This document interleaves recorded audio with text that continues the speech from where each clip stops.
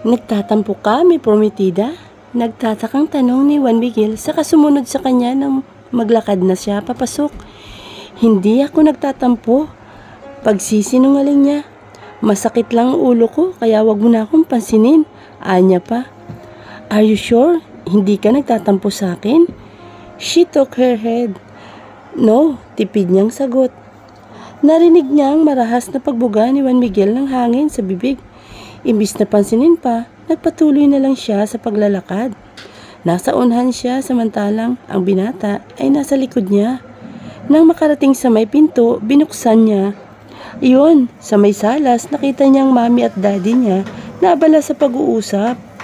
Bumaling siya kay Juan Miguel. Walang emosyon ang mukha nito. Napakibit ng balikat siya sa kanaglakad, palapit sa mga ito.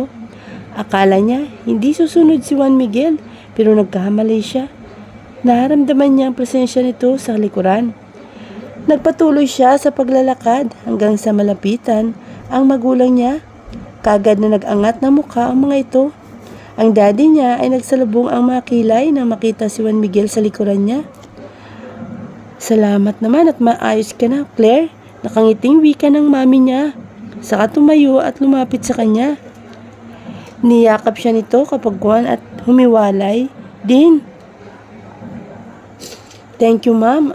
At anong ginagawa ng lalaking yan dito? It's her father.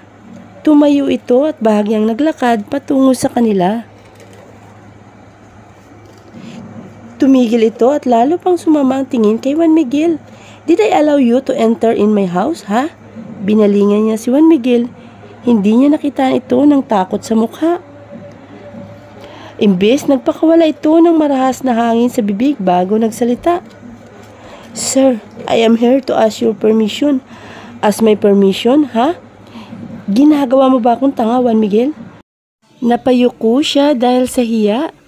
Sabi na nga ba hindi na siya nagulat na ganito ang reaksyon ng ama niya. Gusto ni Claire na tumira sa bahay ko. I disagreed, but she really wanted to stay in my house. That's why I'm here to ask your permission. If she could live in my house, Dad. No matter what your answer is, sir, I will respect that. No, I won't allow my daughter to live in your house. Why? Naglakad ito patungo kay Juan Miguel at tiningnan ito mula ulo hanggang paa. Baka magloko ka na naman. Baka maging tanga na naman ang anak ko sa'yo. Ang hindi niya alam, niluloko mo lang pala siya. Huwag ako, Juan Miguel. Umalis ka na sa pamamahay ko bago pa magdilim ang paningin ko. Galit na galit ako ngayon. Nagtitimpi lang ako. Nakatiim na sadang daddy niya. Dad, ako ang may desisyon nun. Singit niya rito sa kanilapitan si Juan Miguel. Ako ang may gustong tumira sa bahay ni Juan Miguel. Hindi mo kailangan magalit kay Juan Miguel, Dad. Sa akin ka magalit. Total at desisyon ko naman po ito. I just want peace of mind, Dad. Hindi ko kasi ramdam na maayos ako kapag dito ako tumira. Don't worry, pansamantala lang naman ito. Kung papayagan niyo ako, baka maging maayos ulit tayo. Anak, you don't know kung anong susunod niyang plano. Mas pipiliin mong lalaking yan kaysa sa amin ang mami mo. Franco, hayaan na muna natin si Claire. No, Betty, no. Huwag kang magsalita dahil wala kang alam sa nararamdaman ko. Duro ng daddy niya sa asawa nito bago ibinalik ang tingin sa kanilang dalawa. Alam kong hindi tayo maayos, anak. Can we just forget everything, ha? Gusto ko lang na ligtas ka palagi. Wala na akong tiwala sa lalaking yan, anak. Sorry, Dad, but please respect my decision. Don't hate Juan Miguel because we are already okay. Respeto lang po ang gusto ko. Matapos noon, tumalikod na siya palabas ng bahay. Muli, sumunod na naman sa kanya si Juan Miguel. Mabilis siyang naglakad hanggang sa makalabas na sila. Wala siyang narinig mula sa kanyang magulang. Kahit anong sabihin ng daddy niya, hindi niya ito papakinggan. Her decision is her decision. You shouldn't do that, Claire. Dahan-dahang binilingan ni Claire si Juan Miguel. Ilang segundo siya ritong nakipagtitigan bago ibinaba ang tingin. You're right, pero sawang-sawa na ako, Juan Miguel. It feels like he always controlled me. Naging bastos ako, oo, but I think that's the best way para matigil na ito. This is my life and I should make my own decision. Hindi iba. I'm sorry if I did that. I did that because I think it's the best. Matapos magsalita, naglakad na siya palabas. Sumunod na naman si Juan Miguel sa kanya. Pinagbukusan siya nito ng pinto, kaya naman pumasok siya. Samantalang umikot naman ang binata. Hindi na niya kailangang magdala ng mga damit dahil mayroon pa naman siya sa bahay ni Juan Miguel. Hindi niya yun dinala nung umalis siya. Fine, I will respect your decision. If you really wanna stay in my house, then it's fine for me. Kung saan ka magiging masaya at kontento, ayos lang sa akin. Don't worry, I'll protect you from anyone. I won't let them touch you. Malapad siyang napangiti. Humarap siya kay Juan Miguel sa kasinapang pisngi nito. Kapag kuwa'y dumukwang sa kahinalikan ito sa pisngi, nagulat si Juan Miguel dahil sa ginawa niya. Imbis na pansinin pa, umayos na lang siya ng upo at naglagay na ng seatbelt para safe. So, we're okay now? Juan Miguel asked after starting the car. Magkaaway ba tayo? Natatawa niyang tanong dito. You're cold lately. I thought you're mad at me. Cold lang. Galit na agad. Don't you worry. Nag-iinarte lang ako. Are you trying to make me laugh, ha? She looked at him and smirked, a frown on her face. It seems like he has a plan. No, kung anong sinabi ko, totoo yun, she said. And stop smirking, ha? Parang may bala ka na naman eh. Tama na. Tama nang nangyari sa atin nung isang araw. Wala naman akong plano, may prometida. I just can't believe that you really changed a lot. Lahat naman ng tao nagbabago, di ba? Natawa siya. Tama ka. Ako nga nagbago ng dahil sa'yo. Nginitian lang niya si Juan Miguel at hindi na umimik. Napailing na lamang ito at nagpatuloy na sa pagmamaniho. Samantalang siya'y nakatingin sa labas habang iniisip ang nangyari nung nakaraan. Sino kaya yung bumangga sa kanya at sino-sino mga tao ang bumaba sa van bago siya nawala ng malay? Juan Miguel told her na si Asante yun. Paano nga kaya kung si Asante talaga yun? Paano kung may plano pa ito? Paano kung hindi lang siya nito banggain? Paano kung patayin na naman siya nito? That's what she chose to stay with Juan Miguel dahil alam niyang poprotektahan siya nito sa kapahamakan. Nangako rin ito sa kanya kaya pinagkakatiwalaan niya ito ng lubusan. Makalipas ang halos kalahating oras ng pagbiyahe, nakarating na rin sila. Laking gulat na lang ni Juan Miguel nang may makita sa gate. Mga picture niya yun na puro may mga ekes sa gitna. Bumaba na silang dalawa ni Juan Miguel at inalis nito ang mga nakadikit na yun sa gate. Biglang natakot si Claire. This is not right. Baliw na talaga si Asante. Nang matanggal ni Juan Miguel ang mga larawan niya, inaya na siya nito sa loob. Pero mas nagulat siya nang may makita na namang picture sa pinto. Picture nila yung dalawa ni Juan Miguel. May X din. Katulad kanina, inalas din yun ni Juan Miguel at binuksan ang pinto. Ngunit napatras siya nang may nakita sa sahig. Kulay pulang likido yun. Bakit hanggang ngayon ay nandito pa ito? She hates this kind of scenario. Hindi mo pa ba pinapalinis yan, Juan Miguel? I'm sorry, Claire. Maraming nangyari. Binantayan kita, di ba? Yeah, you're right. Her phone rang. Kinuha niya yon sa bulsa saka tiningnan ang tumatawag. Si Paulina pala yun. I'll talk to you later. Kakausapin ko lang si Paulina, ha? Excuse me. Paalam niya sa nobyo. Nang tumango ito, tumalikod na siya at nagtungo sa garahe para sagutin ang kaibigan. Nakaupo si Claire sa kama habang tinitingnan ang kamay sa isang daliri niya. Nakasuot doon ang singsing na noon ay binigay ni Juan Miguel sa kanya. He proposed to her again lately and she said yes again. Wala namang masama sa naging desisyon niya. Mahal niya pa rin si Juan Miguel kaya tinanggap niya muli ito. Wala siyang pinagsisisihan. Tuloy na ang kasal nila pero wala pang petsa dahil mas gusto nilang ikasal na maayos ang lahat. Yung walang nang manggugulo sa kanila katulad ni Asante. Sunod-sunod na napailing si Claire sa katumayo sa kinauupuan at naglakad palapit sa nakasaradong pinto ng balkonahe. She opened it and the fresh air hugged her. Napangiti siya ng malapad at naglakad patungo sa balkonahe. Sumandal siya sa railing sa katumingin sa kulay asol na kalangitan. Ang ganda ng panahon ngayon. Sariwang-sariwa ang kapaligiran. Ang hangin, malamig. She loved this kind of scenario. Mas pipiliin niyang manatili rito sa balkonahe kaysa sa loob dahil doon. Air condition ang hangin dito Dito naman sa labas, natural ang hangin. Maya-maya pa ay napagdesisyonan niyang umupo sa upuan. Na makaupo, inangat niya ang mukha sa kalangitan at ipinikit ang mga mata. Nasa mood siya ngayon at wala siyang negatibong iniisip. Juan Miguel told her she should think positive for their baby. Wala raw makakasakit sa kanya dahil gwardyado siya. Nga pala, wala si Juan Miguel ngayon. Bumalik ito sa Paradise Island dahil muli nito yung bubuksan. Matapos ang ilang linggong pagkakasara nito, mabubuksan na ulit dahil tapos na ang investigasyon ng mga pulis. Wala silang nahuling suspect. Pero ang totoo, ang daddy ni Juan Miguel ang pumatay sa mga tauhan ng daddy niya. Natandaan niya pa yung panahon na nagkaharap-harap silang lahat. Umamin mismo ang daddy ni Juan Miguel na ito ang bumaril.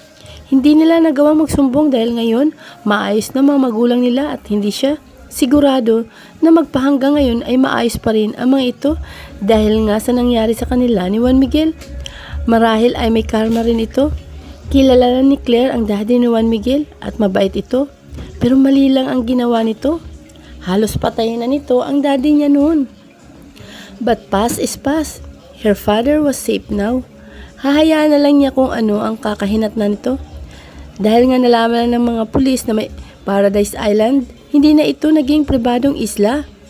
Public island na ito na kung sinong gustong pumunta ay welcome. Nawala na rin ang mga kakaibang aktibidad dito. Hindi na pwedeng nakahubad at wala na rin magaganap na kakaiba tuwing gabi. Yung mga nakahubad na party, magiging normal na isla na yun. Yun ang naging desisyon ni Juan Miguel matapos ang mga nangyari. Sa totoo lang nga, inaya siya ni Juan Miguel na sumama rito. Tumanggi siya dahil ayaw niya talagang sumama, kaya naman nag-hire na ito ng 3 gwardya na magbabantay sa kanya ngayong wala ito. He did that para maprotektahan siya sa kapahamakan, lalo na kay Asante na anumang oras ay maring sumugo dito at gawan siya ng masama. Maya-maya pa ay napagdesisyonan niyang bumaba dahil nakaramdam siya ng gutom. Kanina umaga pa kasi siyang hindi kumakain. Marahan siyang bumaba sa hagdan habang sapo ang tiyan ng kaliwang kamay. Medyo lumalaki ng tiyan at hindi na siya makapaghintay ng mga anak. Nang makababa ay nagtungo na siya sa kusina at nagluto ng kakainin niya. She wants to eat pancake for no reason. Tanghaling tapat pero ito siya. Nagluluto ng pang-umagahan. Wala naman sigurong masama at least masustansya ang kinakain niya. Actually, Juan Miguel wants to hire a maid but she refused. Bakit pa mag-hire ng maid kung pwede naman siyang gumawa? Kaya pa naman niyang magtrabaho. She could cook, she could wash the dishes and household chores. Kaya niya. Kahit paglalaba, kaya niya rin dahil may automatic washing machine naman. For her, hindi lahat ay kailangan mong iasa sa ibang tao. If you can still work, then do it. Kapag malapit na siyang manganak, saka siya papayag na mag-hire ng maid. Dahil kahit simpleng bagay, hindi na rin niya kayang gawin. After cooking, she ate it with banana on top of it. She followed a lot of maple syrup. Bawat pagnguya, hindi niya mapigilang mapapikit sa sarap. She doesn't know what happened to her, but isa lang ang masasabi niya, ang sarap. Matapos kumain, hinugasan na niya ang pinagkainan at lumabas na ng kusina. Imbis na umakyat sa ikalawang palapag, naisipan niyang lumabas at tingnan ang mga guard. When she opened the door, napakunot ang noo na lang siya nang makita ang isa sa 3 guard na may pinipigilan. Dahil sa pagtataka, lumapit siya rito at gano'n na lang ang panlalaki ng mga mata niya na makita si Charles. Ma'am Claire, hindi po dapat kayo lumaba. Kilala ko siya, hayaan mo kami mag-usap, Anya. Madaling kausap ang gwardyang pumigil dito. Umalis ito sa harap ni Charles at siya ang pumalit. Nakipagkatitigan siya rito bago binuka ang bibig. And what are you doing here, Charles? Walang emosyon niyang tanong dito. Claire, gusto ko lang kumustahin ka. Are you okay, ha? Nabalitaan ko lang nangyari sa'yo. Nabangga ka raw. How are you? Are you okay? May masakit ba? Enough, Charles. Oo, ayos lang ako. You don't need to worry about me dahil kitang-kita naman na ayos lang ako, di ba? You know, umalis ka na lang. Walang tayo at hindi magiging tayo. Maayos na kami ni Juan Miguel kaya tumigil ka na sa kahibagan mo. Madiin niyang sabi rito. Umalis ka na, Charles. Alis, pagtataboy niya rito. Bahagyang umatras si Charles saka bumuntong hininga. I'm sorry kung naabala kita. Pasensya ka na, Claire. Matapos nitong magsalita, tumalikod na ito at naglakad patungo sa sasakyan nitong hindi kalayuan. Napailing na lamang si Claire saka naglakad na papasok sa loob. At paano nalaman ni Charles ang bahay ni Juan Miguel? Wala silang maalala na sinabi niya ang address nitong tinutuluyan niya. Muling napailing si Claire. Bakit kailangang isipin ang lalaking yun?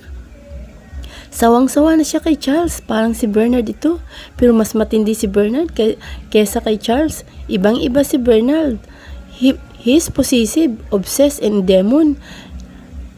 Naalala niya kung paano siya tutukan ito ng baril noon. Hapon na nang makauwi si Juan Miguel. Halos kalahating araw siyang nanatili sa Paradise Island dahil inayos pa nila ang lahat. Hindi sana siya ang gumagawa noon pero wala siyang choice dahil pag-aari niya yun, ang isla. By next week, magbubukas na ulit ang isla. Ipinasara ito ilang linggo na ang nakalipas dahil sa nangyari. Kailangan maging maayos muna ang lahat bago nila buksan ang isla. Magiging bukas na ang naturang isla sa lahat. Unlike before na pawang pili lang ang nakakapunta. Habang abala sa pagmamaneho ng sasakyan patungo sa Manila, biglang nagring ang cellphone niya na sa kanyang bulsa. Kinuha niya yon gamit ang kamay. Cruz is calling. Sumagot, nagpakawala muna siya ng hangin sa bibig. I've been calling you since morning and you didn't answer my call, anya sa kaibigan. I know and I'm sorry. Malumanay yung wika ni Cruz sa kabilang linya.